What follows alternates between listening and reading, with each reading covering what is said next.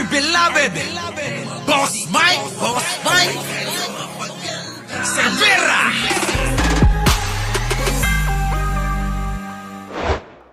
Ping Lacson na meron naman ng sindikato sa DPWH na nasa likod ng mga maanumalyang flood control project. Live mula sa Senado, nangunguna sa balita si News 5 Senate Correspondent Mean Los Baños. Mean, pakidetalye mo itong mga siniwalat ni Senator Lacson. Jiggy, binulgarga ni Senator Ping Lacson sa kanyang privilege speech ngayong hapon lamang yung sinabi niyang sangkatutak na guni-guni o ghost flood control projects na pinondohan ng bilyon-bilyong piso at ino-operate umano ng isang sindikato mula daw mismo sa DPWH. Kita nyo mga kababayan, sino kaya yung sindikato na yan na mula sa DPWH? Ito naman si Bunuan nagtutulog-tulugan. Oh, di ba? Mga kababayan ko, sino kaya yan, ha? Inuna na niya dyan yung Bulacan na tinawag nga ni Senator Lacson na notorious sa dami daw ng ghost projects na umaabot hanggang 30 Jiggy. Mismong team daw ni Senator Ping Lacson ang umikot para tignan yung mga sinasabing ghost projects o yung palaging sira na flood control projects dyan sa Bulacan. Meron nga raw sa Hagonoy. Iba't iba yan, Jiggy, iba't ibang bayan, pare-parehas na 77.9 million pesos yung halaga ng proyekto. Kahit iba. Grabe mga kababayan, milyon-milyon po ang halaga, pero mga kababayan, walang nagawa kahit isa. Grabe, no? Tindi sa Bulacan, ano? Matindi sa Bulacan. Oh. Iba yung disenyo, iba-iba yung haba nila. Merong wala talagang pinatayo, meron namang may nakatayo na dati. So obviously, walang bagong itinayo na flood control project pero napondohan pa rin ng halagang 77.9 million pesos, Jiggy. Grabe, no? Yung pera, no? Yung milyon-milyon, mga kababayan, no? Ganun na lang nila kinukuha. Oo, di ba? Ganun na lang ho nila kinukuha, mga kababayan. Yung pong mga milyon-milyon, bilyon-bilyong pera, ang dami. Kaya ang paulit-ulit na tanong ni Senator Ping Lacson, saan napunta yung mga pondong yan? Ninakaw na, syempre. Ninakaw na ho. Kaya nga ho mga kababayan, dyan sa Bulacan, dahil taga dyan ho sa Bulacan, itong si Senator Villanueva, abay una ngang naghugas kamay, yan ho yung tinalakay natin sa mga hindi pa ho nakapanood, sa Radyo Pilipinas, mga kababayan, balikan nyo. Oo, tinalakay namin ng mga kasama natin kahapon yan, At sino daw yung mga contractor ng nasabing proyekto? Yan. Wow, syempre.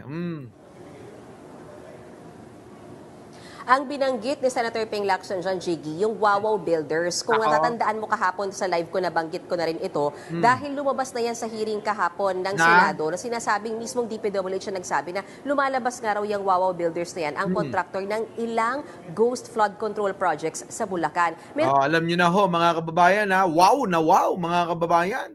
Ang wow, oo. Yan ang contractor. Oo, kulang na lang mga kababayan pag binaliktad nyo yung dalawang W, basa nyo? Mamaw, mga kababayan. Multo, di ba? Nagets nyo? Kapag binaliktad nyo yung dalawang, Jojo Chavez, baliktarin mo. Yung dalawang W, dyan sa Wawaw, kinoment mo ayan, baliktad din mo yung dalawang W. Ano na tawag mo? Ano na mababasa mo? Mamaw. Oo, multo, mga kababayan. Kaya mahilig saan? Sa ghost project. Di ba? Mga kababayan ko? Oo. Mamaw Oo. Malamang mga kababayan, parang para hong sinadya tong pangalan na ito Oo. Sinadya itong Wawaw na ito na kumpanya dahil mga kababayan, puro kalokohan ang gagawin biruin nyo mga kababayan ko. Di ba, mamaw, multo sa Ilocano. Yan. Kahit naman sa Tagalog, pag mamaw oo, yan multo. Kaya mahilig saan? Sa ghost project. Ngayon alam nyo na, ang Wawaw, binaliktad nila kasi nga, wow, daming pera. Wow, di ba? Ngayon, mga kababayan ko, kapag binaliktad mo, mamaw, ang proyekto natin gawin nating mga multo. Yung pong kumita tayo pero hindi nila makikita kasi mga multo yung mga proyekto. Tangina nyo, ayop kayo. Di ba, no? Grabe eh. Oh, ayan na, mga kababayan ko. Meron din binanggit si Senator Lacson na Darcy and Anna Builders, ano? At ang sinasabi rin ni Senator Lacson, ang mga tao daw sa likod ng scam na yan ay ilang mga taga DPWH o sa First District Engineering Office ng Yan. Bulacan. Nako, yan na mga kababayan ko. Eto, Henry Alcantara. Nakikita nyo yung mukha na yan, mga kababayan? Ha? Nakikita nyo, mga kababayan ko? Ito, yung Henry Alcantara. Titigan nyo pagmumukha niyan, mga kababayan. Oo, sa laki ng tiyan yan, baka nando doon sa loob lahat ng mga kinurakot niyan. Ano? Grabe. Ito yung controversial na di umano'y nangurakot, naging isang kabahagi kung bakit wala hong makita na flood control dyan sa Bulacan. Oo, eto, mga kababayan ko, baka siya rin ang may-ari ng Mamaw ano? Baka siya rin ang may-ari ng Mamaw, ano? Oh, tuloy. Ang modus daw nila, gagamitin yung lisensya ng ibang kontratista. And then itong mga taga-DPWH na ito ang magpapatupad ng proyekto o magsasabing completed na ito, Jiggy, kahit wala namang ni isang hukay doon sa lugar na iyon. Kita nyo, mga kababayan ko? Tindi, no? Nandiskarte, no? Talagang nakaw ng nakaw, mga kababayan. Matindi. Ibang klase. Ano kaya ang pakiramdam ng mga pamilya niyan, ano? Ano ang pakiramdam ng mga pamilya niyan na mga magulang mga nagnanakaw sa pondo ng bayan? Ano? Proud kaya yung mga yan? Ha? Proud na proud kaya yung mga yan, mga kababayan ko? Ha? Kita nyo yung mga magulang nyo. Oo. Nagnanakaw sa gobyerno. Tapos ipapalamon sa inyo. Anong pakiramdam nun? No, di ba? Grabe, no? Grabe. Tindi. Oh, tuloy. At may binunyag pa si Senator Lacson tungkol sa hatian ng pondo sa anomalya sa flood control projects. Anong detalye tungkol dito? Nako po. Meron, Jiggy, pinaliwanag ni Senator Lacson, depending on the level of greed daw, itong hatian na ito. But basically, yung nakuha daw nila mula sa kanilang pag-iimbestiga at mga nakausap no, mula mismo sa ilang ahensya ng gobyerno, lumalabas na, for example, Jiggy, sa 100 billion pesos worth of project ng flood control project, for example, 82% daw dapat ang malinis na mapupunta sa paggawa ng proyekto. Kapag 82% daw, mga kababayan, ang dapat na malinis para ho dun sa mga proyekto tulad ho ng flood control, ano? 82%. Biruin nyo, mga kababayan, yung 82% na yun, kahit 2% wala eh. Matindi, no? Nagagawan nila ng paraan na dugasin no? Dugasin nila itong mga pera natin. Antindi, ang kakapal ng mga mukha eh. Oh. tinanggal mo na yung mga allowable deductions. So ano ba yung allowable deductions, Chigi? Yan yung tax, yan yung insurance. Pero yung 82 billion pesos na yan, makakahoy pa yan dahil daw sa dami nga nung pinagbibigyan ng lagay at mga SOP. So, ayan na, mga kababayan ko, kita nyo umano'y hatian sa mga maanumalyang flood control project.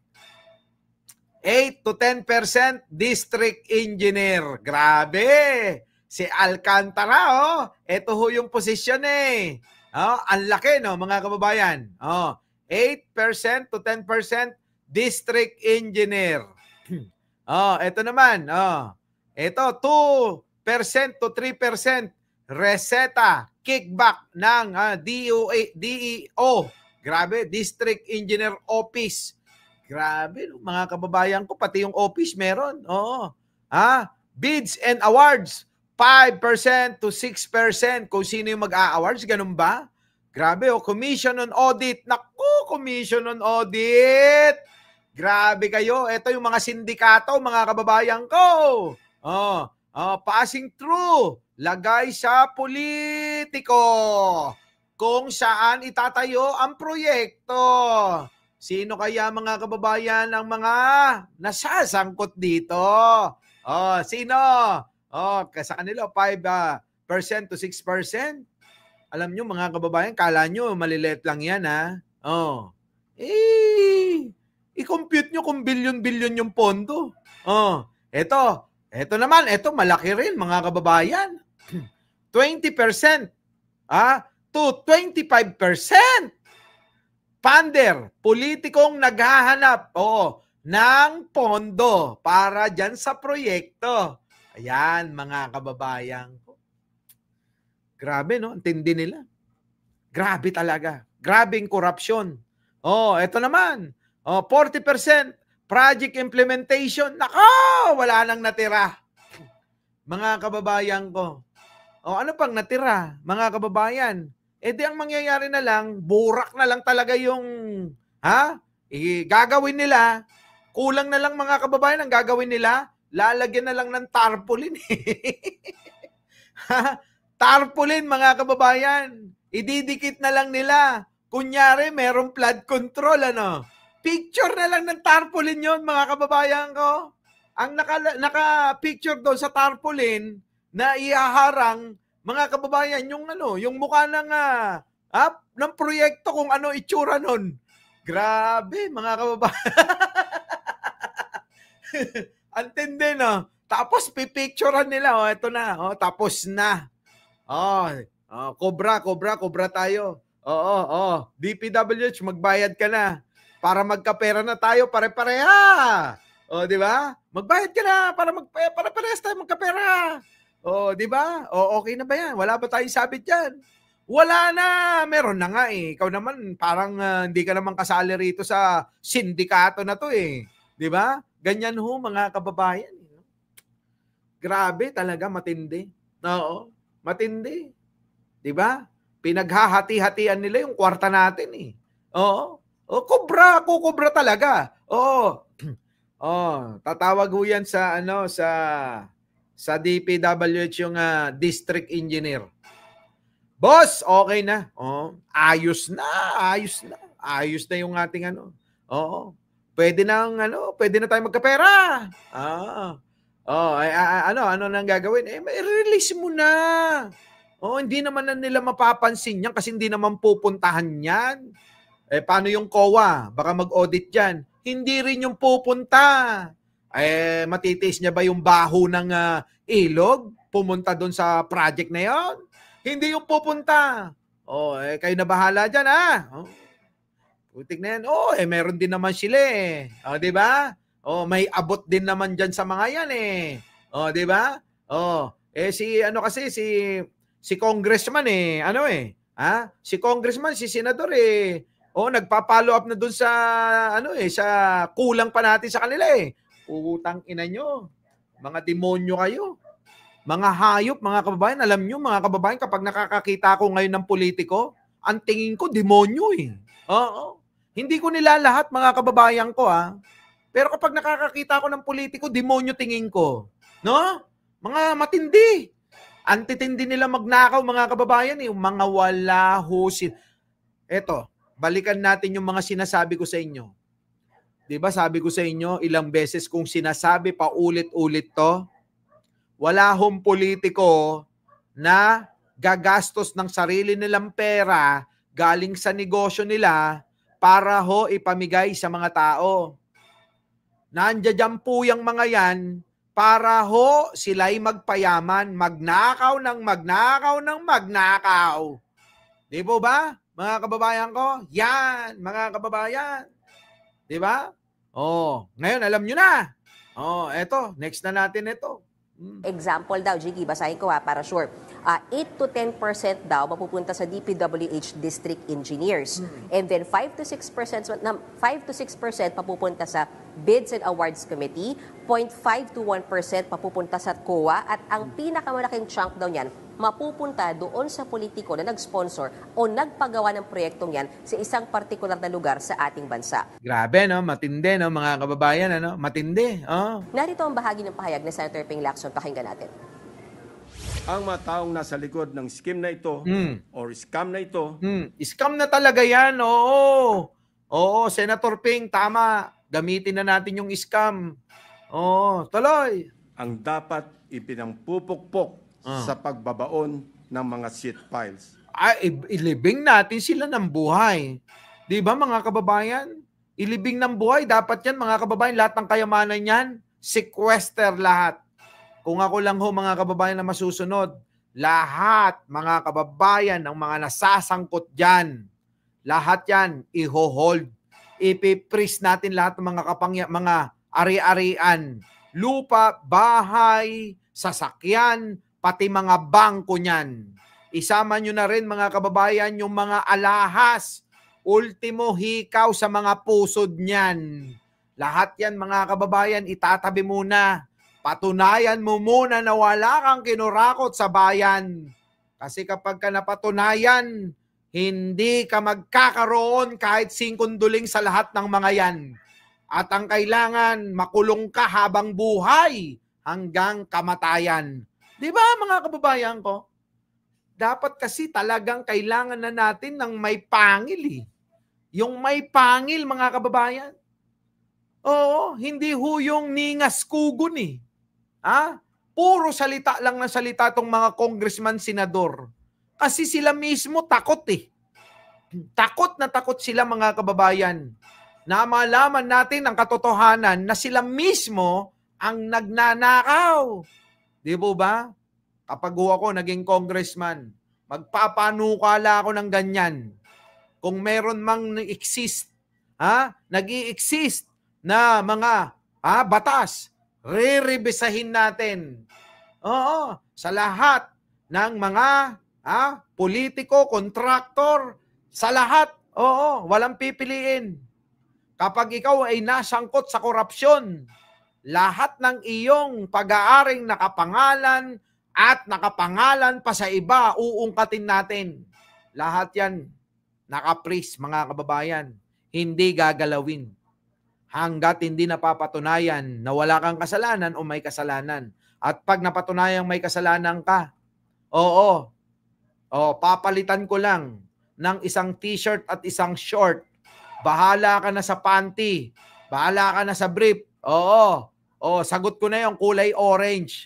Lahat, pati damit mo. Wala kang madadala.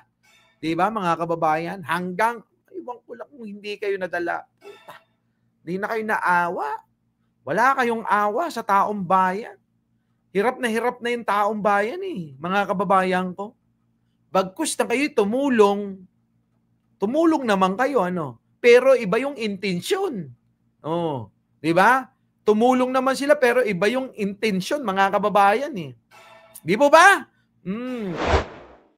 Our beloved Boss Mike Cervera.